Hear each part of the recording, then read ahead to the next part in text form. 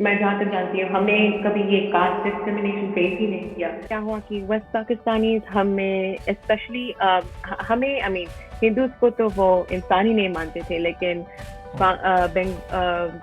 East Pakistan के Muslims को वो कम मुस्लिम्स मानते थे। They were less of Muslim. Uprising शुरू हुआ था उस टाइप के डिस्क्रिमिनेशन से, और मेनली भाषा से कि हमें बांग्ला बोलना है, हमें उर्दू नहीं बोलना।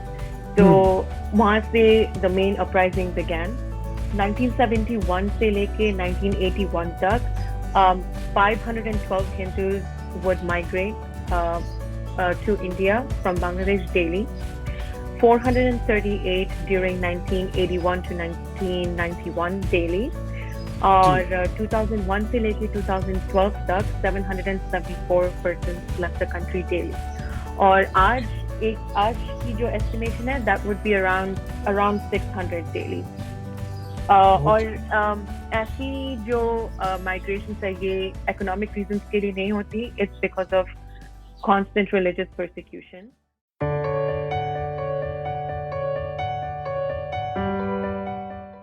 डी डायलॉग टाइम पर सभी ही व्यूअर्स का स्वागत है। व्यूअर्स, आज हम बात करने जा रहे हैं बांग्लादेश पर, क्योंकि बांग्लादेश का 50th एनिवर्सरी आ रहा है, उनको गोल्डन जुबली आ रहा है। 50 साल हो जाएंगे बांग्लादेश के फॉर्मेशन को। इससे पहले वो ईस्ट पाकिस्तान था। और आज हम समझने की ये कोशिश करेंगे कि बांग्लादेश बनने तक जो 1947 से 1971 तक का जो सफर है वो कैसा रहा।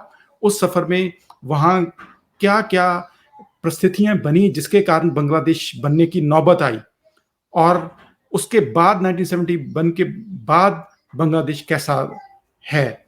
और उसमें हम फोकस करेंगे कि वहाँ के जो बंगाली हिंदू हैं उनकी कंडीशन कैसे है 1971 से पहले ईस्ट पाकिस्तान में, और उसके बाद 1971 के बाद जब वो बांग्लादेश एक कंट्री फॉर्म में आ गया, उसके बाद वो कैसे बांग्लादेशी हिंदुओं की क्या स्थिति है वहां पर। इसी को हम समझने के लिए हम आज नम्रता पॉल जी से बात करेंगे, जो कि बांग्लादेश से ही हैं और वो वेस्टर्न कंट्री में रह रहे हैं। नम्रता पॉल जी, आपका मैं डी डायलॉग टाइम पर स्वागत करता हूं। Thank you for having me. जी व्यूअर, जैसे कि नम्रता जी की जो मदर टंग है वो बंगाली है, लेकिन वो हिंदी बोल समझ लेते हैं। तो लेकिन वो थोड़ा सा, क्योंकि वो वेस्टर्न कंट्री में रह रहे हैं, इसलिए वो थोड़ा इंग्लिश और हिंदी को मिक्स करके बोलेंगे। तो नम्रता जी, आप ये बताएं कि अपनी फैमिली बैकग्राउंड, जो आप बांग्लादेश से कहाँ से हैं, वहाँ पर आपका एजुकेशनल बैकग्राउंड क्या था, आपका और आपकी जो फैमिली थी उनका। जी, मेरी फैमिली, मेरी मॉम और डैड वो पैदा हुए थे बांग्लादेश के एक छोटे गांव में जो फेनी डिस्ट्रिक्ट के अंदर है। Feni is small town in Bangladesh. और वो वहाँ पे एक मुंशीरहाट नाम के गांव में पैदा हुए थे। My father was born in 1969 and my mother was born in 1975. और वो वहाँ पर बड़े हुए, और मेरे पापा यूए के लिए निकले थे 1995 को, और 3 साल बाद मेरी मॉम आई, और मैं पैदा हुई थी वहाँ पे। एंड देन आफ्टर दैट हम वहाँ पर रहे 18 साल के लिए, 15 फॉर मी। और फिर हम कनाडा आ गए, और फिर हम कनाडा में रह रहे हैं। तो अच्छा, तो आपकी स्टिल फैमिली है बांग्लादेश में? जी बिल्कुल, बांग्लादेश में फैमिली है, और मेरी थोड़ी बहुत वेस्ट बंगाल में भी फैमिली है। Indian West Bengal, okay. तो आप ये बताएं कि वहाँ जो हिंदूज फैमिली है बांग्लादेश में, जैसे इंडिया में कास्ट सिस्टम एक है, बहुत बड़ा एक स्ट्रक्चर है, तो वो बांग्लादेशी हिंदुओं में है? एक्चुअली है ही नहीं। मेरे फैमिली में इवन मेरे जो इंडिया में मेरी जो फैमिली है, दूर के रिश्तेदार, मैं जहाँ तक जानती हूँ हमने कभी ये कास्ट डिस्क्रिमिनेशन फेस ही नहीं किया। हम जब बड़े होते थे, मैं जब बड़ी हो रही थी, हमारे all different types of friends थे, all different types of people, all different types of caste. मुझे पता चलता था actually मैं जब बड़ी हुई थी तब मुझे पता चला कि there are certain families that my parents were friends with जो ब्राह्मण थे, क्योंकि उन्हें ज्यादा वो प्रेयर्स जो है वो ज्यादा आते थे उन्हें, लेकिन डिस्क्रिमिनेशन वगैरह कास्टिज्म वो हमें it's almost non-existent. आप देखेंगे ही नहीं. मेरे फैमिली में we have marriages from all types of different last names and backgrounds within Okay. Hindus. ये एक अच्छी बात है अगर ये ऐसे वहां पर वो कम है तो आप ये बताएं कि 1971 से पहले जो ईस्ट पाकिस्तान था वो उसकी और बांग्लादेश बनने की एक कहानी है, अगर आप थोड़ा सा उस कहानी को सुनाएं कि जो बांग्लादेश बनने तक का वहां के लोगों का स्ट्रगल था वो कैसे था। Struggle mainly हमारे भाषा से शुरू हुआ था, and there ji was also a lot of racism from the West Pakistanis. तो दरअसल क्या हुआ कि वेस्ट पाकिस्तानी हमें स्पेशली हमें आई मीन हिंदूज को तो वो इंसान ही नहीं मानते थे, लेकिन ईस्ट पाकिस्तान के मुस्लिम्स को वो कम मुस्लिम्स मानते थे. They were less of Muslims क्योंकि वो दिखने में उनके तरह नहीं लगते थे. वो दिखने में छोटे थे, लंबे नहीं थे, वो काले थे. लेकिन आयरनी ये थी कि हमारे यहाँ ही ज्यादातर जो स्कॉलर्स, इंटेलेक्चुअल आर्टिस्ट जो थे वो हमारे यहाँ ही हुआ करते थे, आज भी हैं. जी. तो अपराइजिंग शुरू हुआ था उस टाइप के डिस्क्रिमिनेशन से, और मेनली भाषा से कि हमें बांग्ला बोलना है, हमें उर्दू नहीं बोलना. तो वहां से the main uprising began. People didn't want to speak Urdu and they started rioting. Okay, तो आप पर Protesting, not rioting, sorry. आपको उर्दू मतलब कि एक नेशनल लैंग्वेज बना दी गई थी पाकिस्तान की, और आपको कहा गया था कि आप सभी उर्दू ही अब आपकी ऑफिशियल लैंग्वेज होगी, कुछ ऐसा था? जी, कुछ ऐसा ही था. दरअसल क्या हुआ था कि 1970 में शेख मुजीबुर रहमान उन्होंने इलेक्शन के लिए रन भी किया था, which he won by 100, I think it was if I'm not wrong, I want to say the right number, 160 plus 7, so 167 seats. जीतने के लिए I think 150 seats चाहिए थे, but he won it. He exceeded it against Zulfikar Ali Bhutto. लेकिन क्या हुआ था during that announcement कि उन्होंने सीट जीता था, उन्हें वो ऑफर ही नहीं किया गया था. So basically Pakistan did not even follow its own law when it comes to elections. Even they might have had a bad impression of Sheikh Mujibur Rahman, लेकिन उन्हें फिर लड़ने क्यों दिया इलेक्शन में. Language के बाद I would say just mostly discrimination. There एक आर्टिकल है वो आज मैं पढ़ी थी. उसमें ये भी था कि जो वेस्ट पाकिस्तानीज हैं उन्हें लगता था कि Muslims in East Pakistan were Hinduized. Okay. Right, Hinduized in quotes. Hinduized, I think so, in culture, क्योंकि वो भी उनकी भी औरतें साड़ी वगैरह लगाती हैं और बिंदी भी शायद लगाती हैं, अगर मुझे रॉन्ग नहीं हूँ तो. एग्जैक्टली. हमारा जो बंगाली न्यू ईयर भी है, हम जो सफेद लाल साड़ी पहनते हैं, लाल टीप लगाते, बिंदी लगाते हैं, that is very much from Hindu culture. Okay. I mean, Muslims को तो वैसे discriminations के सामना, like उन्हें ऐसे discriminations मिलते थे, और जो Hindus हैं उन्हें तो वो इंसान ही नहीं समझते थे. So there's actually a report कि pre-partition भी बहुत immense migration होता था Hindus का. जो Hindus क्या करते थे, वो इंडिया में चले जाते थे ईस्ट पाकिस्तान से. यहाँ पर मेरे पास stats हैं हाँ before the liberation war and this is by Abul Barkat. He's an economics professor at Dhaka University. उन्होंने कोट किया था कि एक 30-year long research के बाद कि लिबरेशन वॉर के पहले 71 के पहले अराउंड 705 हिंदूज पर डे जाते थे माइग्रेट होते थे इंडिया में and this was not because of any economic reason. This was because of the internalized discrimination that they used to face. This was because of all the microaggressions, internalized discriminations जो वहाँ के भी जो Pakistan waste Pakistan से भी आता था और जो ईस्ट पाकिस्तान में कई इस्लामिस्ट वगैरह हार्डलाइनर्स जो थे वो वहाँ से भी आते थे जो वो हार्ड लाइनर थे आप उनका कुछ बता सकते हैं कि उनकी कौन सी कोई ऑर्गेनाइजेशन थी जिसकी वजह से आपको बहुत ज्यादा प्रोसिक्यूशन का सामना करना पड़ा?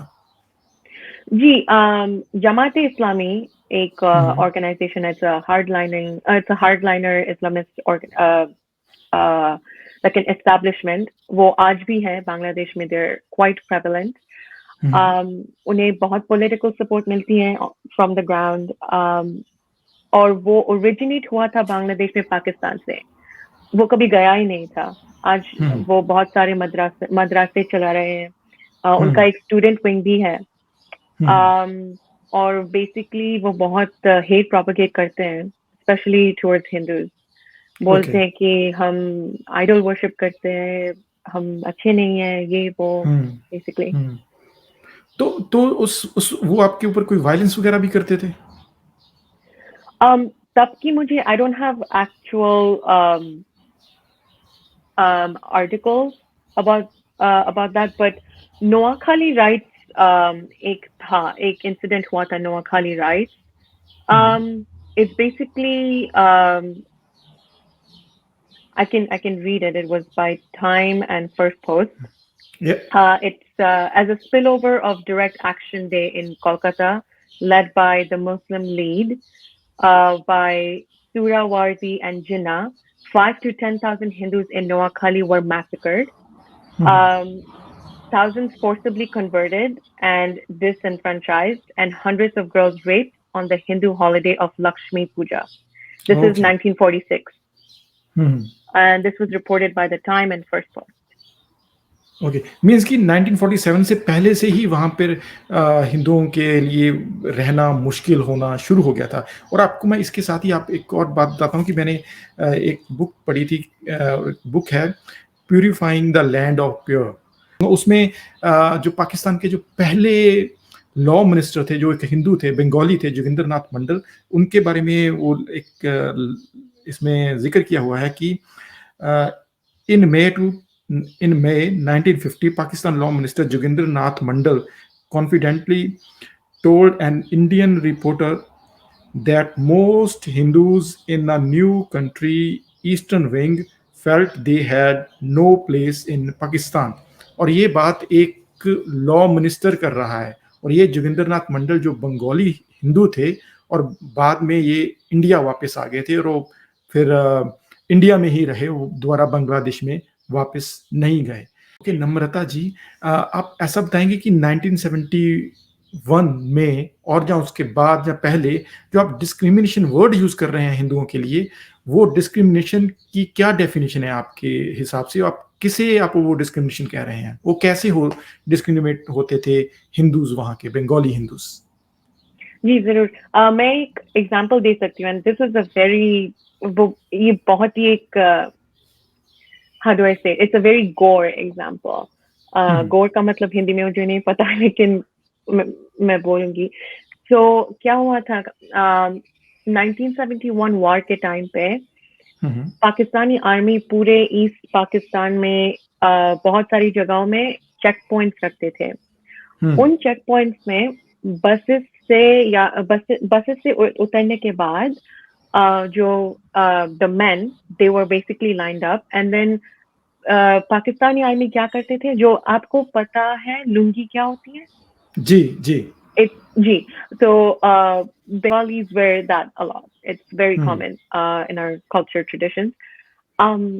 जो पाकिस्तानी आर्मी था, they used to basically set up these check points, और वो लुंगी खोल के वो एग्जामिन करते थे बंगाली मैन के जेनिटल्स को।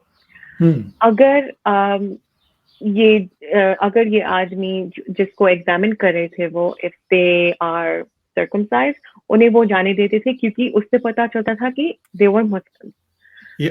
अगर वो सर्कमसाइज नहीं थे, उन्हें साइड में रखा जाता था, और definitely I am pretty sure उन्हें मार दिया जाता था बाद में, क्योंकि उससे पता चलता था कि ये हिंदूज है, और हिंदूज को तो वो इंसान समझते थे ही नहीं। इसके लिए भी एक आर्टिकल है, so that is one point of discrimination. In my opinion, it's big. Yes, absolutely. और ये 1971 के पहले से है, जब वहाँ पाकिस्तान का पार्ट था बांग्लादेश, और ये बहुत ही बड़ी बात है कि हिंदुओं को आइडेंटिफाई करके उनको मारा गया। Oh, definitely. Bengalis की generally उन्हें नस्लें बदलनी थी. So the Pakistani army raped around 200,000. I think it's 200 to 400,000 women because they wanted to change our pedigree. उन्हें चाहिए था कि the next generation would be the next generation of Bengalis basically would look more like Pakistani Punjabis, लंबे चौड़े गोरे वगैरह. तो I think so कि आपको वहाँ पे पाकिस्तानी पंजाबियों से ज्यादा डिस्क्रिमिनेशन का सामना करना पड़ा। I mean, technically, the army is mostly them. Okay, right? Mostly Punjabi. Yep. Ji, I mean, वहाँ पे एक सुप्रीमेसी जरूर दिखती है, क्योंकि पाकिस्तान में आज भी बहुत सारे लोग हैं वो that don't have those features like the Pakistani army used to boast about. लेकिन आर्मी में अगर आप देखेंगे तो ज्यादातर उनकी तरह ही दिखेंगे वो। जी। If you know what I mean, right? जी। 1971 वॉर से जब हो रही थी, और जहाँ उससे पहले आपकी फैमिली कहाँ थी, और कि आपकी फैमिली वहां पर कैसे सरवाइव कर पाई? Fortunately, मेरी फैमिली की स्टोरी इतनी heroic नहीं है, and I'm saying fortunately क्योंकि उन्हें उतना कुछ फेस नहीं करना पड़ा जितना कि बांग्लादेशी हिंदूज जो वॉर में थे उनको फेस करना पड़ा। तो बेसिकली क्या हुआ कि हमारा जो गांव था, हमारा गांव इंडिया से इंडिया के बहुत ही नजदीक से बॉर्डर करती है हमारा गांव। सो बेसिकली 1971 के बारे में उन्हें जब खबर मिली कि पाकिस्तानी आर्मी ऐसा कर रहे हैं, स्पेशली हिंदूज को टारगेट कर रहे हैं, हिंदू औरतों को टारगेट कर रहे हैं, and they are doing everything that they are doing, हमारे गांव में जितने भी हिंदूज थे वो इंडिया में भाग गए, वो इंडिया में चले गए, and then I don't want to say भाग गए बट वो चले गए, और वहां पे जाकर वो रेफ्यूजी कैंप में रहे 9 महीने के लिए। एक्चुअली जी, ये this war was 9 months long. और फिर I visited Bangladesh last time, I think in 2020, और तब मैं मिली थी अपनी मौसी से, जो उस टाइम पर I think she was around 18-19। अभी याददाश्त काफी कम है, तो अपनी याददाश्त से वो मुझे जो बोल पाई वही मैं आपसे बोल रही हूँ कि तब वो जब रेफ्यूजी कैंप में थे, it was like any other refugee camp, और लेकिन तब तो और भी पुराने दिन थे 1971 में। उन्हें स्ट्रगल करके रहना पड़ा, और उसके बाद जब वॉर खत्म हो गया था वो वापस आए अपने गांव में, और उन्होंने देखा कि उनका पूरा घर सब कुछ इट वाज जस्ट डस्ट, और उन्हें फिर पहले से सब कुछ बिल्ड करना पड़ा। और मेरी फैमिली तब के टाइम पे they not like at that point they were quite lower middle class, I would say. Okay, चलो ये तो हम 1971 तक आपने उसका हिंदुओं का बता दिया, लेकिन उसके बाद बांग्लादेश बन गया, जो कि एक आई थिंक सो कि इंडिया ने भी थोड़ी उसमें हेल्प की, और बांग्लादेश बनने के बाद जो कि एक सेकुलर बांग्लादेश था, वो आपको कैसे लगा, मतलब कि वहां के हिंदुओं को वो कैसे लगा? सेक्युलर बांग्लादेश बनने के बाद तो हिंदुओं को काफी होप्स मिली कि बेसिकली सेक्युलर बांग्लादेश बना और उसके बाद हमें एक वो everyone, not just Hindus, Muslims and Hindus, हम सबको एक कॉन्फिडेंस मिली कि हम पाकिस्तान की तरह hardliner Islamists नहीं बनेंगे. That is the whole point among the fight for our own language, हमारी भाषा के लिए जो हमने लड़ी थी, उसके भी अलावा जो एक सेक्युलर नेशन के लिए हमने लड़ी थी, हमारे पास बहुत कॉन्फिडेंस और होप्स थे उसके लिए. लेकिन अराउंड अ ईयर और सो, क्योंकि जो वॉर के टाइम पे जो राजाकार थे, एंड फॉर सम बैकग्राउंड, राजाकार वो लोग हैं जिन्होंने पाकिस्तानी आर्मी की हेल्प की. उनको बाद में हैंग किया गया था बाय द गवर्नमेंट, बट उन्होंने वॉर के टाइम पे पाकिस्तानी आर्मी को हेल्प की थी. So basically, after the war, the Sheikh Mujibur Rahman, the father of Bangladesh, he was assassinated. He and his family was assassinated. His daughter, which is Sheikh Hasina, she was studying in America. She studied the prime minister. और उनके assassination के बाद एक military dictatorship आया था जिन्होंने इस्लाम को state religion बनाया था. उसके बाद it was reversed. I would say it's debatable, but today it is a secular country by I think by law. लेकिन nature से लगता नहीं कि ये secular है. क्योंकि to give you some incidences, इसी साल में 2 attacks हुए थे on Hindus in the country. Durga Puja के वक्त अक्टूबर में 3 हफ्ते से 1 महीने तक एक फेसबुक पोस्ट के लिए पूरे बांग्लादेश में हिंदूज के ऊपर अटैक किए गए थे. और मार्च 26 को जब मार्च 26 is basically Bangladesh's Independence Day. मार्च 26 को प्राइम मिनिस्टर मोदी आए थे बांग्लादेश में शेख हसीना से मिलने के लिए, उन्हें कांग्रेस बोलने के लिए, and then to just celebrate.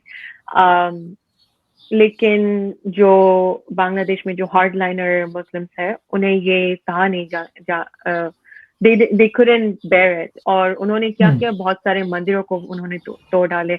Even कि मुझे एक्टिविस्ट से, like as in मेरे फैमिली के थ्रू certain एक्टिविस्ट से ये भी खबर आई कि एक गांव में एक फैमिली था who was basically celebrating like his son's like birthday, and then they had to, उन्हें वो जो cows को बलिदान देते हैं, लेकिन Hindus cannot eat beef.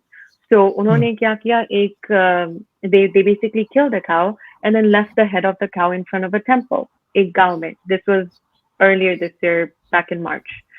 और ये इसलिए हुआ था क्योंकि the Indian Prime Minister visited Bangladesh.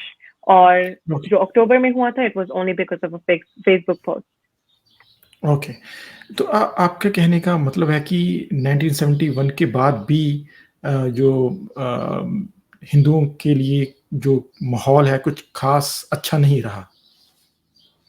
Not really. Even कि this year में बहुत सारे लोग ऐसे conspiracies create करते हैं कि बहुत सारे लोग as in कुछ जो मुल्ला होते हैं, they create these kind of conspiracies कि हिंदूज को देखो, वो तुम्हारे सारे जॉब्स ले रहे हैं, वो गवर्नमेंट पोस्ट ले रहे हैं, ये वो मैंने भी ऐसे वीडियोस देखे हैं, एंड काफी हैरानी की बात होती है कि that they live in a secular country. Okay, अच्छा, तो आप ये बताएं कि वहाँ के जो 1971 में हिंदू कितने परसेंट थे और आज कितने हैं बांग्लादेश बनने के 50 साल में? जी, according to census, 1971 में the percentage of Hindus was 14%, and today it's around 8%. Today, 2021. जी, 6% नीचे आ गए. जी, और to provide more stats, going back to the economist at Dhaka University, उन्होंने ये predict किया है कि no Hindus will be left after 30 years in Bangladesh. ये एक article है Dhaka Tribune से. Dhaka Tribune is one of the national newspapers there. उनके research से ये पता चला कि 1971 से लेके 1981 तक 512 Hindus would migrate to India from Bangladesh daily. 438 during 1981 to 1991 daily. और 2001 से लेके 2012 तक 774 persons left the country daily. और आज की जो estimation है, that would be around 600 daily. और ऐसी जो migrations है, ये economic reasons के लिए नहीं होती. It's because of constant religious persecution. It's because of क्योंकि हमारे मंदिरें तोड़े जाते हैं, मैं भी बहुत सारे relatives and बहुत सारे friends को जानती हूँ जिनके family members को threats दिए जाते थे कि like it's very scary क्योंकि हम जो बाहर भी रहते हैं, अगर हमने Facebook में कुछ भी गलत पोस्ट कर दिया तो हमारे families को सहना पड़ेगा. गलत का क्या मीनिंग है आपका, मतलब गलत पोस्ट की? गलत मैं आपको एग्जांपल देती हूँ. जो मैं बोल रही थी आपको about the October right Durga Puja के बाद इस साल को, वो एक्चुअली हिंदू से भी नहीं हुआ था. Basically what happened is a Muslim by the name of Iqbal Hussain placed the Quran on a Hanuman Murti's lap. और वहां पे कुरान रख के उसने फोटो खींच के फेसबुक में वायरल कर दिया. और बहुत सारे जो हार्डलाइनर्स हैं वहां पे, उन्हें लगा कि ये एक हिंदू ने किया होगा क्योंकि एक मुसलमान तो मंदिर में जा ही नहीं सकता. तो even after the police found out कि it was actually somebody by the name of Iqbal Hussain who did it, the riots did not stop. ये न्यूज़ में भी आया था, फिर भी the riots did not stop. The riots absolutely did not stop. I know an incident. I won't mention any places or anything for safety reasons. Lekin my dad has a friend, and that friend has a relative in Bangladesh in like a small town. And that friend has like an acquaintance, एक रिश्तेदार in France. जब France में वो जो Charlie Hebdo के cartoons आए थे और फिर प्रेसिडेंट मैक्रोन ने वो जो स्टेप्स लिए थे, that friend who is in France, he basically commented on one of the Facebook posts something along the lines of oh बहुत ही अच्छा हुआ or like good job, something like that, और उन्होंने बस like किया or something like that. उसके बाद that friend who lived in Bangladesh, उसे threats आने लगे. Islamists came to his house and started breaking, like not fully, but they started breaking and vandalizing his property because of one Facebook post. This is an example of how अगर हम बाहर रहकर कुछ गलत post कर दे that people in Bangladesh don't agree with, फिर हमारे परिवार को ही खतरा हो सकता है बांग्लादेश में. आपसे अब मैं लास्ट क्वेश्चन नम्रता जी पूछना चाहता हूं कि आपको फ्यूचर क्या लग रहा है बांग्लादेश में हिंदुओं का और बांग्लादेश का, दोनों का? I think पहले मैं तो बांग्लादेश का बोलूंगी. I think ji Bangladesh definitely has a bright future क्योंकि अगर आप देखें तो economically speaking वो इंडिया से भी, despite being 24 years younger than India and Pakistan, वो पाकिस्तान से तो बहुत ही ज्यादा और इंडिया से भी बेहतर कर रहा है अभी. क्योंकि वहाँ पे जो बहुत सारे औरतें भी पार्ट ले रही है वर्कफोर्स में, which is a great thing. So as per the future for the whole country, I think it's doing pretty well. लेकिन I think Hindus के लिए I don't know, to be honest, क्योंकि अभी भी जमात इस्लामी बहुत ही एक्टिवली ऑपरेट कर रहे हैं वहाँ पे अभी भी बहुत सारे जो हार्डलाइनर मुस्लिम्स होते हैं वहाँ पे अभी भी है. और बहुत सारे हैं, उन्हें बहुत ही ज़्यादा ग्राउंड सपोर्ट मिलता है। अगर आप सोशल मीडिया में भी देखें, आप देखेंगे कि बहुत सारे जो आम लोग हैं, जो एक्टिवली ऐसे जो एक्टिवली राइट करते नहीं, वो भी इन राइटर्स को, वो नॉट राइटर्स सॉरी, वो भी इन लाइक एक्सट्रीमिस्ट को सपोर्ट करते हैं through their silence. That is what is scary. Definitely वहाँ पे बहुत सारे सेक्युलरिस्ट हैं जिन्हें एक सेक्युलर बांग्लादेश चाहिए. वो लड़ते हैं हिंदूज के साथ, बुद्धिस्ट के साथ. But I think unless and until the government takes very, very harsh steps to dissolve this extremist faction, कुछ हो नहीं सकता.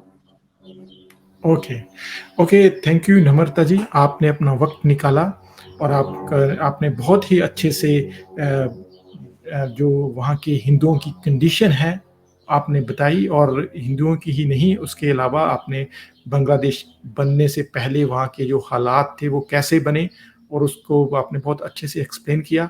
आपका दी डायलॉग टाइम पर आने के लिए आपका बहुत शुक्रिया अदा करता हूँ. Thank you. Thank you for having me.